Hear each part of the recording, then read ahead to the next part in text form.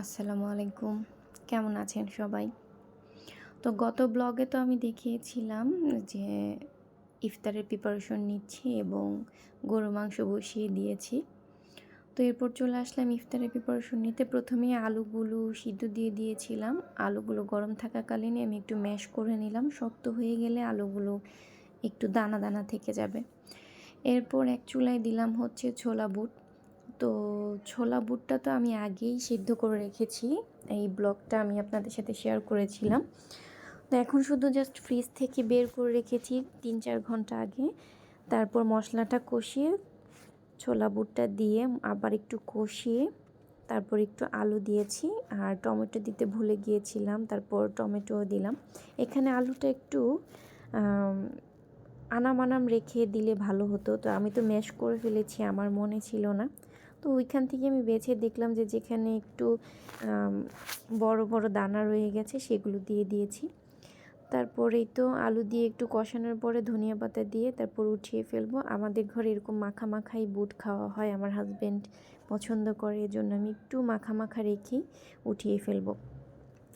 তো এরপর আসলাম হচ্ছে আলুর চপ বানানোর জন্য।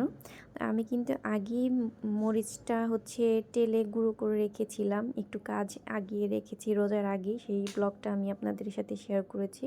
তো এখন শুধু ধনিয়া পাতা আর পেঁয়াজটাকে দিয়ে মেখে নিলাম। এরপর চলে আসি হচ্ছে বেসন গোলানোর জন্য।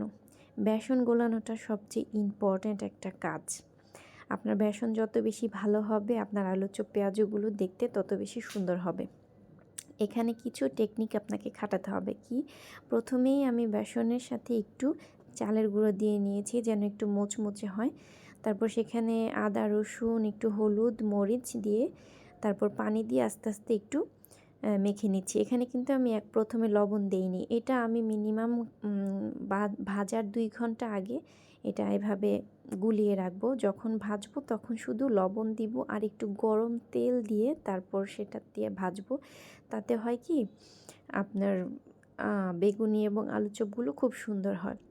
এরপর পেঁয়াজুর জন্য চলে আসলাম। ডালগুলো তো আমি আগেই বেটে রেখেছিলাম, তো এখন শুধু কাঁচামরিচ ধনিয়া পাতা এবং পেঁয়াজ হলুদ আর একটু গুঁড়ো মরিচ, এই আর কিছুই আমি দেই না পেঁয়াজের মধ্যে। পেঁয়াজের সংখ্যাটা একটু বেশি দেওয়ার চেষ্টা করি, পেঁয়াজতে একটু পেঁয়াজ বেশি হলে খেতে কিন্তু অনেক ভালো লাগে। তো এই ছিল আজকে আমার ইফতার আয়োজন। বাসায় সেদিন আমার শুধু শ্বশুর-শাশুড়ি আর আমিই ছিলাম, আমার হাজব্যান্ড সেদিন আর বাসায় ইফতার করেনি, এই জন্য তেমন একটা আর আয়োজন করিনি।